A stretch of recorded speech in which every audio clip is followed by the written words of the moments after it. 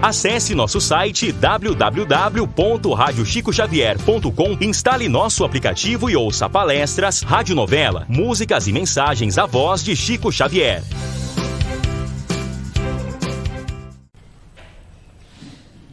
Meus irmãos, boa noite. Que essa paz, que essa tranquilidade continue aqui conosco e que possamos refletir sobre o tema que hoje nós trouxemos aqui para nós discutirmos. E pegando o exórdio de Ana Cristina sobre recomeçar. O tema que a gente trouxe hoje é o egoísmo. Né? O egoísmo é essa erva daninha que todos nós temos, uns mais, outros menos, mas é um sentimento que é, muitas vezes, até sem a gente querer, nós nutrimos dentro de nós. A própria sociedade, o próprio mundo, a própria educação, as próprias leis, muitas vezes nos levam a nutrir esse sentimento.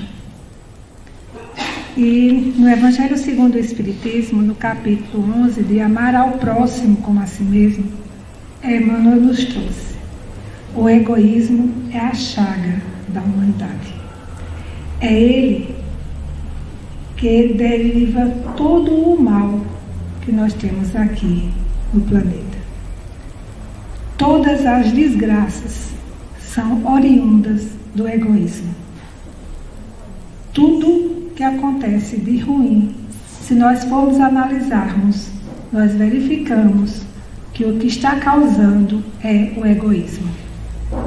Quando nós estamos passando pela situação difícil que o mundo hoje passa, com a guerra entre Estados Unidos e Irã, se nós formos observar o que é que está causando aquilo ali, é o egoísmo dos dirigentes, é o egoísmo de algumas nações, querendo ser mais do que o outro, desejando algo que o outro tem, que nós sabemos o petróleo é a riqueza que todos precisam, necessitam, então é uma das causas.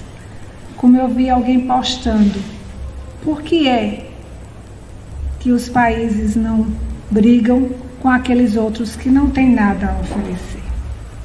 Então tudo isso deriva dessa chaga que nós trazemos dentro de nós, o egoísmo. Quando nós observamos o que aconteceu aqui no nosso país com a questão das queimadas que aconteceu na região norte, na região centro-oeste, qual foi a causa daquilo ali? O dinheiro, o egoísmo, alguém que quer ganhar mais, que quer ganhar de forma mais fácil, queimando a floresta para poder produzir, para poder plantar, para colocar gado lá. Ele não está pensando o que é que ele está fazendo com o planeta. Então, a criminalidade que gera a insegurança, a desigualdade social é gerada pelo egoísmo. E essa desigualdade social leva a essa criminalidade que nós temos. Alguns anos atrás, não sei se vocês lembram, quando o irmão de Zezé de Camargo, Luciano, foi sequestrado, eles resolveram ir morar com a família nos Estados Unidos. Se vocês observarem, eles têm condição de chegar e dizer: não, nós não vamos ficar mais nesse país porque não tem segurança. Eles estão pensando só neles. Se nós estivéssemos no lugar dele, como é que a gente agiria? Provavelmente, 99,9% de nós agiríamos da mesma forma. Porque nós nos colocamos em primeiro lugar. Os meus estão em primeiro lugar. E muitas vezes a gente esquece que essa criminalidade que está aí é causada pelo nosso egoísmo, por nós não querermos distribuir aquilo que nós temos. Quanto mais nós temos, mais nós queremos. Este é o lema. Porque muitas vezes a própria sociedade nos chama de besta e de otário porque nós estamos querendo fazer algo por alguém. Não é verdade? Quantas vezes nós não somos insultados de besta, de imbecis. Mas esquecemos que a desigualdade está nos levando a essa criminalidade. Essa questão de você não poder andar na rua com a bolsa, com um celular, com medo de ser assaltado. Você tem receio de chegar em casa de noite. Muitas pessoas estão deixando de sair de suas casas com medo de ser assaltado. Isso é por quê? Simplesmente porque cada um de nós só estamos pensando em si. E a sociedade, as leis, cada vez mais nos estimulam a isso, a você ter, em vez de ser. E aí, nesse levantamento que a gente fez, né, para trazer esse assunto para vocês, eu achei muito interessante um texto onde ele classificou o egoísta, ele definiu o egoísta pessoal, o egoísta de classe e o egoísta de família. Eu nunca tinha pensado nisso e eu achei muito interessante. O egoísta de pessoa é aquele que se acha maior do que todo mundo e que acha que tem todos os direitos e que todo mundo tem que se render a ele. Todos nós temos um pouquinho disso. Não é aquele que está ali que é o egoísta. Todos nós somos. Uns em graus maiores, outros menores. O egoísta de classe é aquele que pertence a um grupo, seja um grupo político, seja um grupo religioso, seja um grupo profissional, onde ele acha que aquele grupo sempre tem razão, é quem sabe tudo, todas as teorias dele são perfeitas, que todo mundo que tiver contra aquele grupo está fora, só aquele grupo é bom. Quantos de nós não vemos e até mesmo muitas vezes não participamos de grupos desse tipo? Nós não somos egoístas de grupo. Eu sou espírita, então eu sou do grupo dos espíritos. Qualquer outra pessoa que venha falar de Deus, que venha falar de amor, de Jesus, de caridade, eles estão errados, porque nosso grupo, o grupo dos espíritas é quem está certo. O grupo dos evangélicos, não, aqueles ali, aquele grupo dos espíritas, não, aquilo ali tem parte com o que não presta. Aquele ali é o grupo dos católicos, ficam cuidando das imagens de gesso. Isso são os egoístas de grupo. No trabalho, nós temos determinadas ideias, pensamentos, nós é quem estamos certos. Os outros é que estão errados. Nós não temos a humildade de tentar entender o que é aquele outro grupo, o que é aquele outro indivíduo, o que é aquela outra pessoa. Nós cegamos, nós somos o dono da razão. Eu tenho o conhecimento. E nós temos ainda, em pleno 2020, o egoísta de família. Aquele que trata como se fosse uma casta. A minha família é a melhor. Meus filhos não erram. Meus filhos estão sempre certos. O sangue que corre em minha veia é diferente dessa outra família. Então, nós precisamos trabalhar esse sentimento que só nos faz nos destruir a cada dia. Só nos traz infelicidade. Porque Deus nos colocou aqui juntos, porque cada um temos algo a dar. Eu não sou melhor e nem sei mais do que ninguém. Cada um de nós tem algo a dar. E eu achei muito interessante quando eu li alguém falando o seguinte, que cada um de nós é como se fosse uma semente de uma árvore. A semente de uma laranjeira. Ela vai ter dentro daquela semente todos os elementos necessários, essenciais, para que nasça uma laranjeira, que a partir dele dê laranja. Nós temos outras sementes, a semente da melancia, ela, dentro daquela semente, ela tem tudo aquilo que for necessário para nascer novas plantas e daí novas melancias. Assim somos nós. Somos uma semente. E dentro dessa semente, Deus colocou tudo aquilo que é necessário para nós aqui vivermos. Nada vai faltar. Tudo está dentro daquela semente. O que nos faz, muitas vezes, a percorrer caminhos estranhos, tomar decisões, é achar que eu tenho o poder, que a vida é única e exclusivamente essa em que eu estou vivendo, esquecendo que estamos aqui de passagem.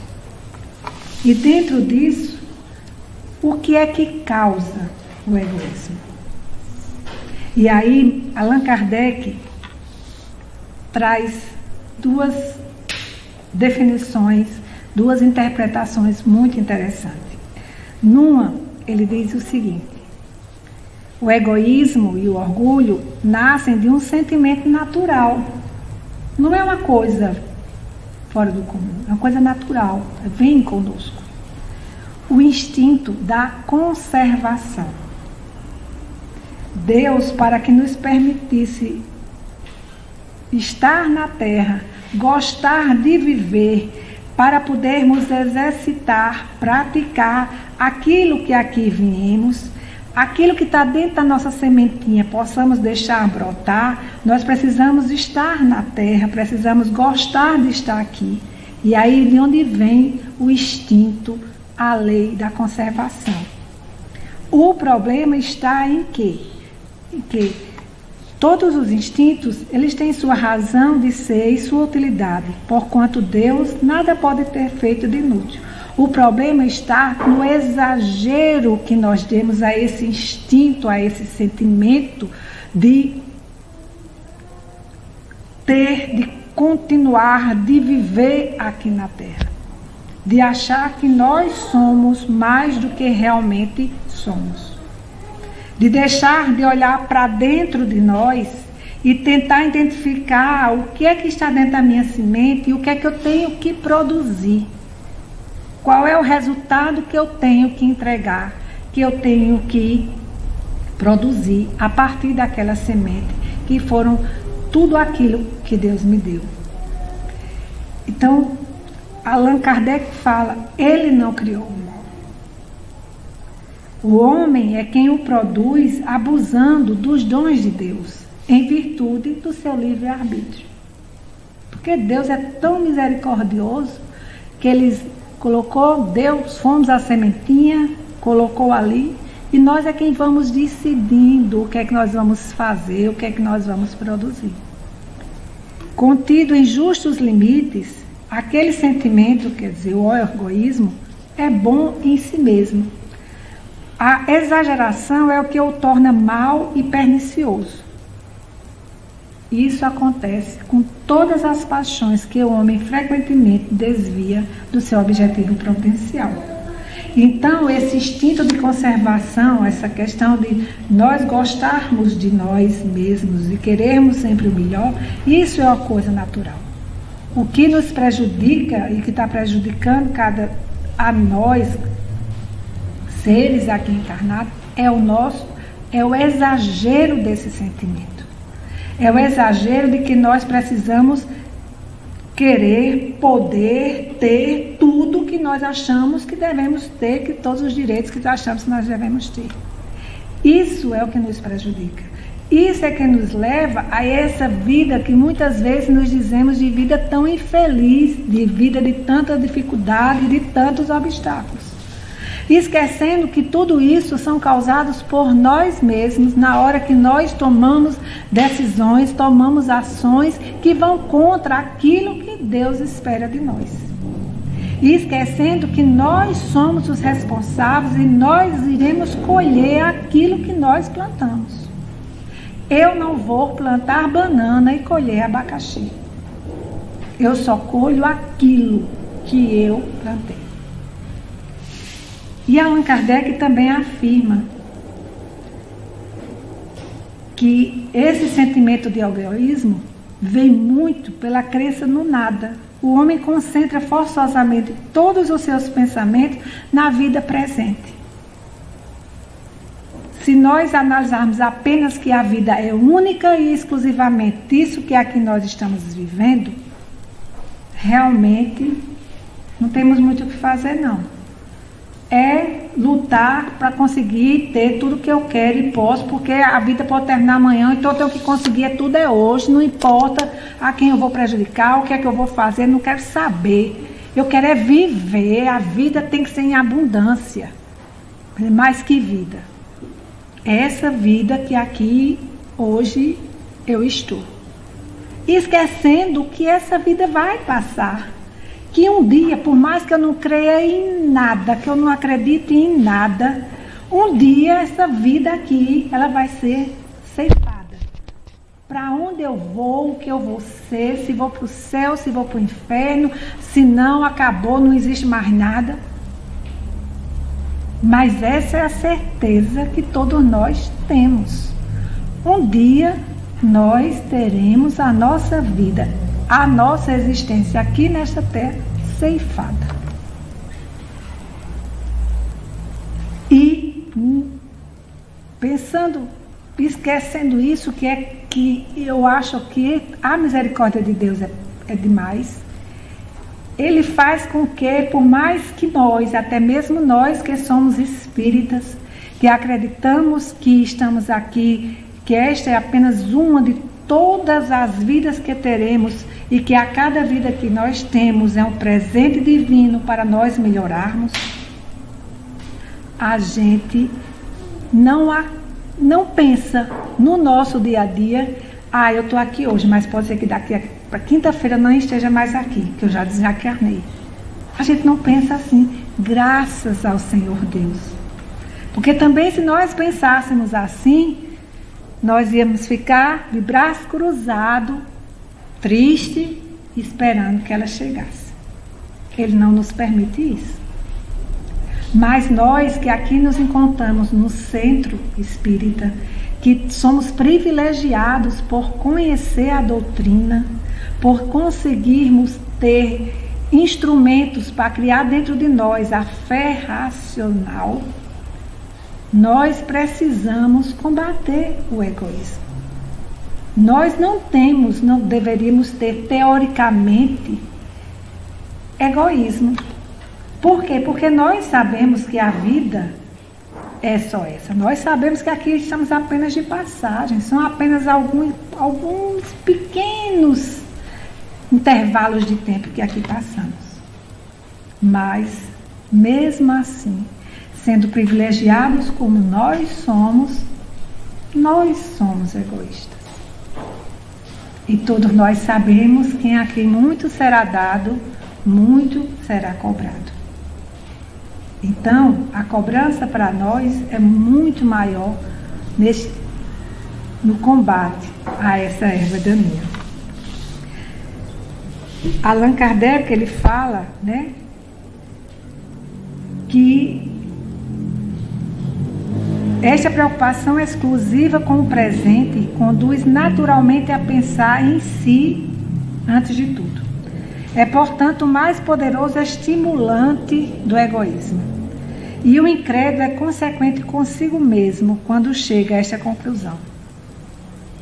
Gozemos enquanto aqui estamos. Gozemos o máximo possível, visto que depois de nós está tudo acabado. Gozemos depressa, porque não sabemos quanto isso durará. E a esta outra, muito mais grave para a sociedade, gozemos à custa de qualquer um, cada um por si. Quantas vezes nós nos escutamos isso? Cada um por si. Quem quiser que se vire, não é verdade? A gente escuta e a gente diz, porque eu digo. Em algumas situações eu já me vi dizendo. E não vou dizer aqui, fazer como outro, ser hipócrita aqui, dizendo não vou dizer isso. Não. Às vezes o egoísmo na gente é muito forte. A felicidade aqui embaixo é do mais hábil, é do mais sabido. Se o respeito humano retém alguns, creio, porém, ter aqueles que nada temem. Dizem a si mesmos que a lei humana não atinge senão os inábeis. É por isso que aplicam seu gênio aos meios de se esquivar dela. Isso é muito comum. Quantas vezes nós escutamos isso? Tu é otário. A lei não me atinge. Eu sou muito esperto. Vejamos o que está acontecendo aqui conosco, na Paraíba, em outros estados, em relação aos nossos governantes. Olha as corrupções que estão vindo à tona. Aquilo ali é puro egoísmo. Aquilo ali é a força do poder, do achar que é inatingível, que nada vai acontecer. Que podia fazer tudo aquilo e nunca ia ser descoberto. É a história de que o mundo é dos mais espertos. Não é assim que a gente escuta? O mundo é dos mais espertos. Só que essa história do mundo ser dos mais espertos, nós tornamos a vida cada vez mais difícil. Porque no momento em que você conduz a uma corrupção, que você permite a corrupção, você faz com que cada vez mais você tenha pessoas mais necessitadas, com mais problemas, com mais desigualdade social, e isso leva a esse caldeirão de confusão que nós vivemos. E aí tem uma coisa bem interessante que eu também li, que é a questão do exemplo. Diz assim: o choque que o homem experimenta do egoísmo dos outros é o que muitas vezes o faz egoísta, por sentir a necessidade de colocar-se na defensiva. Notando que os outros pensam em si próprios e não nele, ele é levado a ocupar-se consigo mais do que com os outros. E a gente eu já passei em algumas situações em que a gente vê, fulano é assim, eu vou pensar em mim mesmo. Vou deixar de ser otária. Fulano não está nem aí, por que é que eu vou estar? No trabalho, quantas vezes você é responsável, você realiza suas tarefas, você é pontual, você é assíduo. Aí você começa a ver que tem pessoas que não estão nem aí e não tem nem um Pai Nosso de penitência. O que é que vai acontecer? Né? Vai feito uma carreirinha um atrás do outro. Era só João. Mas aí Maria viu também, você é otária não, por que é que eu estou correndo, me acordando cedo para chegar no horário, fulano chega tarde e está nem aí. E aí vai. Nós temos que ter muito cuidado para não fazer isso, para não ser como Maria vai com as outras. Se fulano está agindo de forma egoísta, se fulano está querendo passar a perna em todo mundo, se fulano não tem nenhum Pai Nosso de penitência, se a justiça não chega para fulano, problema, nesse caso, o problema é de fulano. Eu tenho que cuidar de quem? De mim. Se para a vista dos meus irmãos, eu sou idiota, eu sou otário, eu não tenho nada a ver com isso. Eu tenho que buscar eu ser e praticar aquilo em que eu acredito. E aí está uma responsabilidade muito grande de nós que temos o conhecimento da doutrina espírita. É difícil? É lutar contra a maré. Porque, infelizmente, hoje, cada vez mais, as pessoas querem sempre o mais fácil. É aquele que quer furar a fila porque acha que está no direito, porque está atrasado. É aquele que no trânsito, o sinal está fechado, mas ele não quer nem saber, olha para um lado, olha para o outro e passa, porque ele acha que ele é melhor do que os outros. Ele tem mais direito do que os outros. E o que é que acontece? Quantos acidentes, principalmente de moto, o trauma nas suas estatísticas apresenta por conta de quê? Da irresponsabilidade causada por quem? Pelo egoísmo, muitas vezes, do condutor. Seja do motoqueiro que se acha no direito, porque a motozinha dele é pequenininha, dá para passar por cima da calçada, que eu mesmo já vi várias vezes isso. Do cara que está no carrão, o motorista, que eu quero nem saber, eu estou aqui na minha caminhoneta 4x4 e passa a moto, eu quero lá saber, eu quero derrubar esse mesmo, quem manda ele ser atrevido e passa por cima. Isso é o que nós vemos. E aí, nós precisamos tratar isso. E como disse a Aninha, recomeçar. Recomeçar não é apenas porque nós começamos o ano, não. Recomeçar no próximo minuto. Não é nem no próximo dia, é no próximo minuto. A tentar combater essa erva que me destrói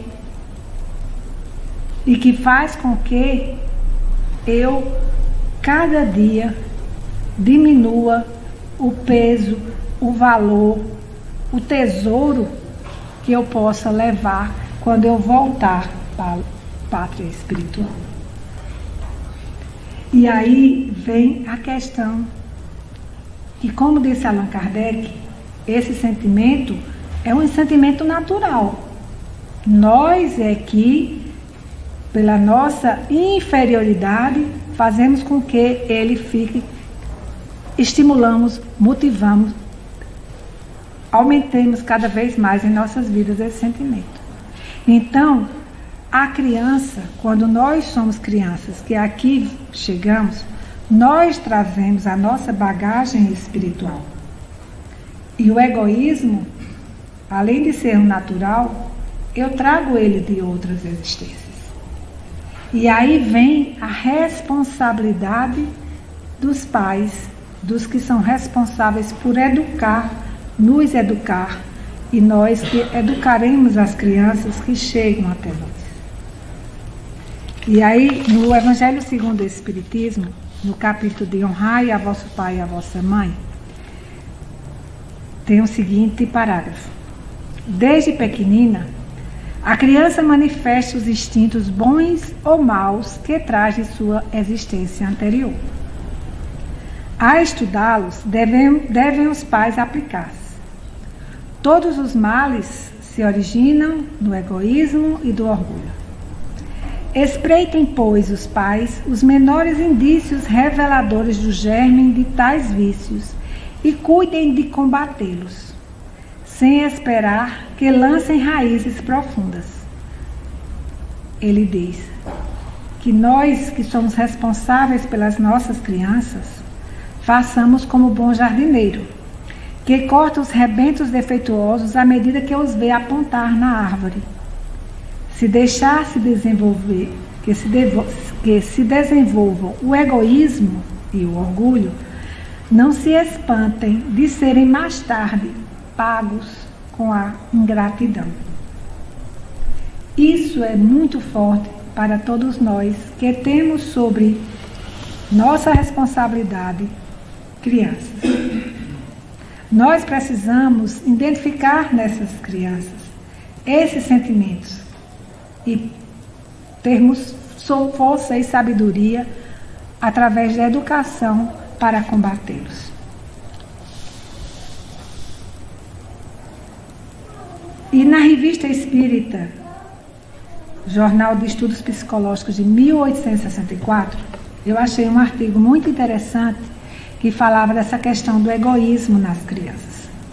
E ele citou alguns exemplos que eu fiquei assim, que eu nunca tinha pensado nisso. E eu gostaria de compartilhar com vocês. Ele conta a história de uma criança de 5 anos de idade que era muito mimada, muito inteligente, mas era muito mimada. Tudo queria, né? E os pais identificaram isso nessa criança e começaram a tentar combatê-lo. Aí, como era a forma de combater? A criança era muitas vezes desobediente, aí os pais faziam assim: olha, se você for obediente, eu lhe dou um doce.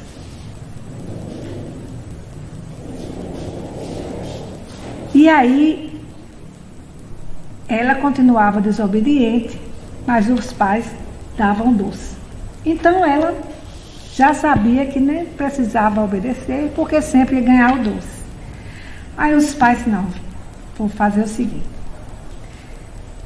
se você não me obedecer, eu vou dar o doce para a primeira criança que passar aqui na porta. E ela achou que ia acontecer do mesmo jeito, que ia desobedecer e ia ganhar o doce. Mas os pais foram firmes. Não vamos dar. Amanhã, quando passar a primeira criança aqui, a gente vai pegar você para você dar o doce a ela. E assim foi feito. A criança passou na porta, uma criança, e aí chamaram: vem cá, pronto, agora vá, dê o doce à criança. Aí ela, com muito mau humor, pegou o doce e deu à criança. E olhou para todos que estavam ao redor: se eu soubesse que ia acontecer isso, eu tinha comido ontem o doce e tinha obedecido. O que é que esses pais estão ensinando a essa criança? Isso não faz parte da nossa vida. Nós estamos estimulando o que nessa criança? E aí ele conta outro exemplo que eu achei também muito interessante. Outra criança que não queria comer e os pais disseram assim: então pronto, já que você não quer, eu vou dar seu irmão. Pegou a comida, o doce, a comida e colocou no prato do irmão. O irmão comeu sem o menor problema. Os pais olharam para a criança que não quis comer e viram o quê? O sentimento de ódio, de raiva. Por quê? Porque tinha perdido o sentimento da inveja. Aquele alimento que era para ele foi dado para o irmão. Foi ensinado algo de bom para aquela criança? Despertou algum sentimento bom naquela criança? Não. Somente o sentimento de quê? Do ódio e da inveja. E aí ele conta outro exemplo que eu achei esse interessantíssimo. A criança desobediente, fazendo malcriação na hora da refeição, os pais dizem: pronto, você agora, por estar fazendo isso, você vai comer com os criados. O que é que os pais estão ensinando com isso? De que aqueles que ele está dizendo, os criados, ele é superior. Existem, dentre os irmãos, aqueles que são superiores. E ele é superior àqueles criados. É isso que o pai está ensinando. E aí eu lembrei de uma coisa que eu já escutei e já escutei de várias pessoas. Você estude, porque se você não estudar, você vai para a escola pública. O que é que você está dizendo? Que você hoje é o tal. Eu estudo numa escola. E como castigo eu posso ir para uma escola pública. A escola pública é de quem? É dos ralés, da classe inferior, que não são meus irmãos. Eu sou muito superior a eles. E eu achei interessantíssimo esse artigo dele, de 1864. E como nós fazemos isso? Achando que estamos educando nossos filhos. Não, pelo contrário. Nós estamos despertando nele o sentimento do egoísmo, de achar que é melhor, que é superior. Quando a mãe achou que... Aí teve outra que disse assim: vamos fazer o seguinte, vamos dar a sua bonequinha para aquela criança pobrezinha que não tem brinquedo. Aí a gente dá. Não vou dar. Não, dê, que eu vou comprar um novo para você. Fazemos ou não fazemos isso no nosso dia a dia? Né? Então, nós que temos sobre nossa responsabilidade espíritos, crianças que chegam em nossas mãos, porque elas não vêm por um acaso. Nós não viemos por um acaso para os nossos pais, nem nossos filhos, nossos sobrinhos, nossos netos, não vêm para nós por um acaso. Nós temos uma missão para com eles. Então nós precisamos nos educar muito para não alimentar aquilo que já é tão forte dentro de nós.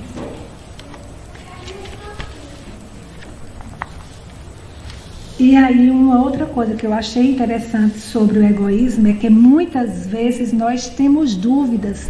Eu estou sendo egoísta ou não? Isso é uma ação egoísta ou não? E aí, alguns trechos do Evangelho e do Livro dos Espíritos. Fazer sofrer alguém voluntariamente apenas por seu próprio bem é egoísmo.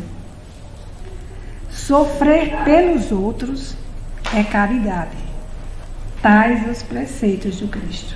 Então, fazer sofrer alguém para o nosso bem é egoísmo. Mas sofrer, fazer o bem ao outro é caridade. É natural o desejo de possuir? Será que eu estou sendo egoísta em querer um emprego melhor, uma casa melhor, umas férias, uma viagem nas minhas férias, possuir, ter alguma coisa? Aí os espíritos nos respondem: sim, é natural o desejo de possuir.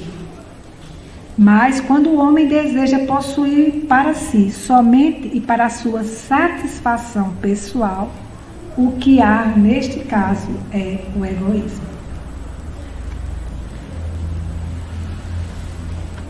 Como poderíamos, uma palestra de Amália Silveira, como poderíamos distinguir o limite entre o amor próprio e egoísmo? O amor próprio é fruto do egoísmo.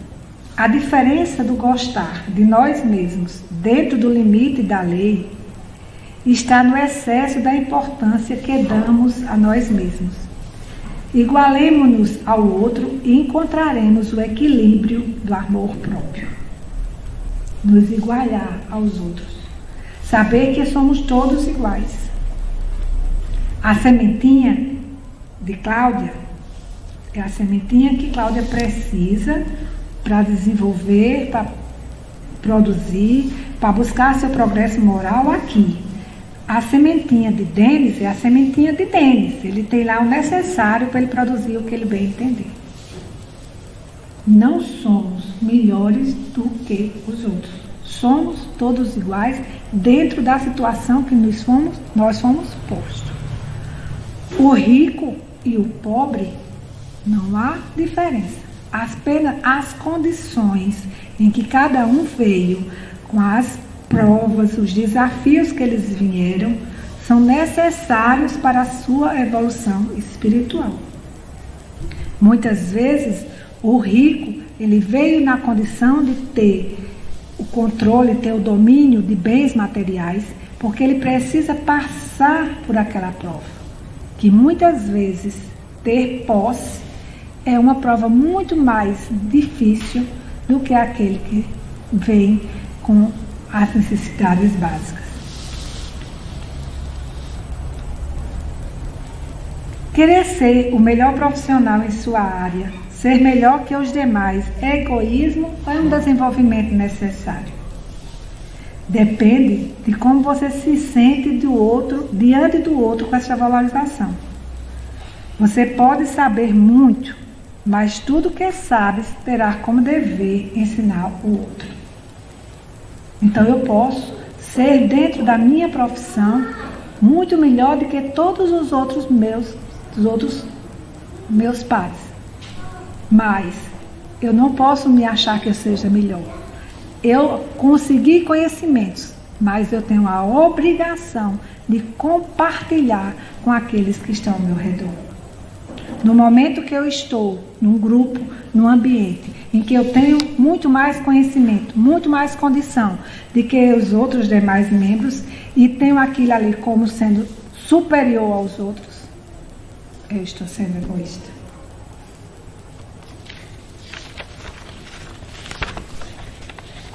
E qual será o caminho para a gente combater esse egoísmo? Recomeçar combatendo o egoísmo. Amar ao próximo como a si mesmo. Fazer pelos outros o que quereríamos que os outros fizessem por nós. Esse é o caminho. É a expressão mais completa da caridade. O meio, o mecanismo, o elemento que nós precisamos usar para combater o egoísmo é a caridade. É olhar o outro como se nós estivéssemos olhando nós mesmos. Infelizmente, eu tenho isso teoricamente, mas muitas vezes, em muitas situações na prática, eu não consigo usar, que é se colocar no lugar do outro. Em qualquer situação em que eu vou fazer algo a alguém, eu me colocar no lugar daquela pessoa e ver como é que eu reagiria. Eu iria gostar ou não. Esse é a ferramenta correta. É o que nós temos, é o peso que nós temos para nossas ações. Eu, teoricamente, tenho isso assim muito claro. Mas confesso que é muito difícil usar desse mecanismo para muitas ações. E ele fala, e aí eu venho falando, quando ele fala que o amor ao próximo como a si mesmo, e que a caridade, né, fazer o bem ao outro, fazer aquilo que você gostaria de receber com o outro, eu pensei na sabedoria e na misericórdia divina, que é imensa. Porque na pergunta 785 do Livro dos Espíritos, foi perguntado qual é o maior obstáculo ao progresso. Não é o progresso moral, é o orgulho e o egoísmo. E aí ele fala, refiro-me ao progresso moral, porquanto o intelectual se efetua sempre. À primeira vista, parece mesmo que o progresso intelectual reduplica a atividade daqueles vícios. Quer dizer, quanto mais intelectualmente nós evoluímos, mais nós duplicamos esse egoísmo, duplicamos esse orgulho.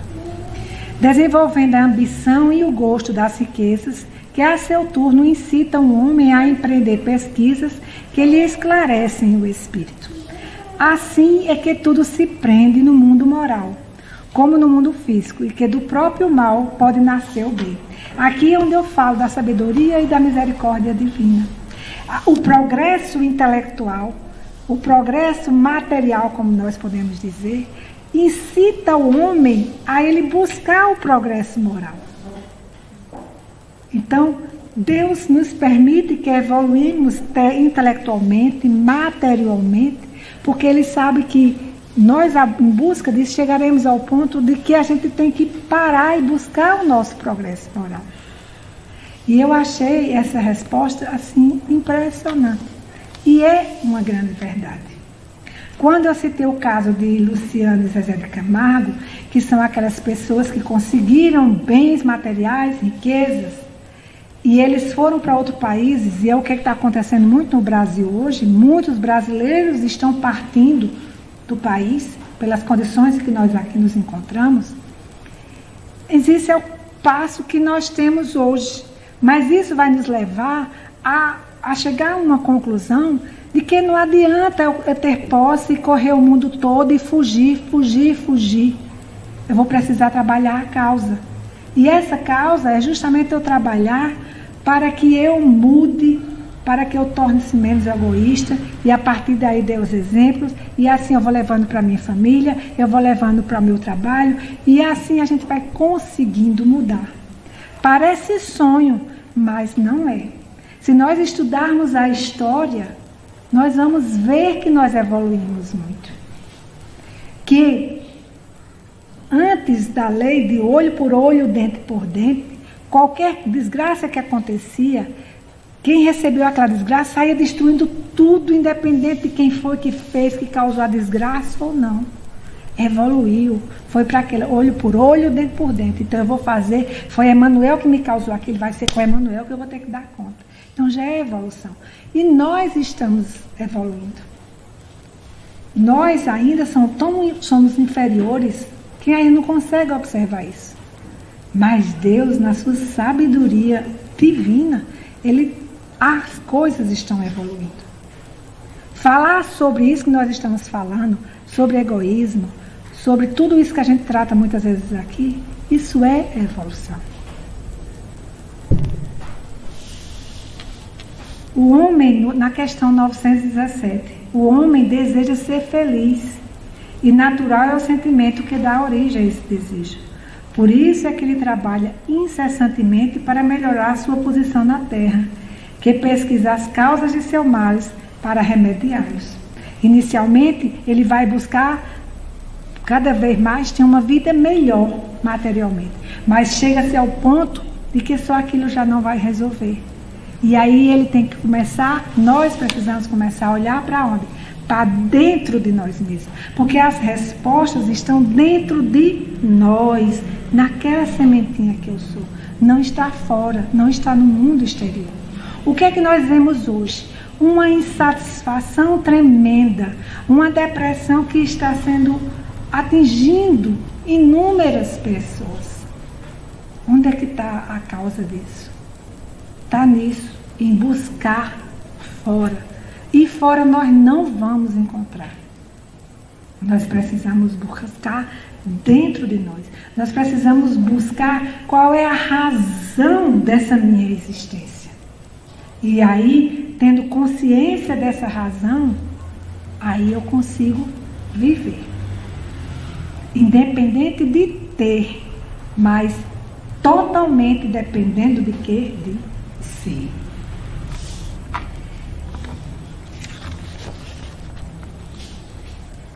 E aí, para terminar, eu gostaria de ler uma mensagem de André Luiz, psicografada por Chico Xavier. A receita contra o egoísmo. Procure esquecer o lado escuro da personalidade do próximo. Enxergar que se você tem defeitos, que você muitas vezes é intolerante, é incompreensível, é impaciente, é grosso, os outros também são. Aprenda a ouvir com calma os longos apontamentos do seu irmão, sem o impulso de interromper-lhe a palavra.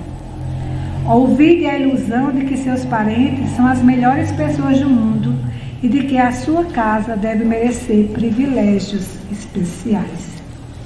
Não cultive referências à sua própria pessoa, para que a vaidade não faça ninho em seu coração.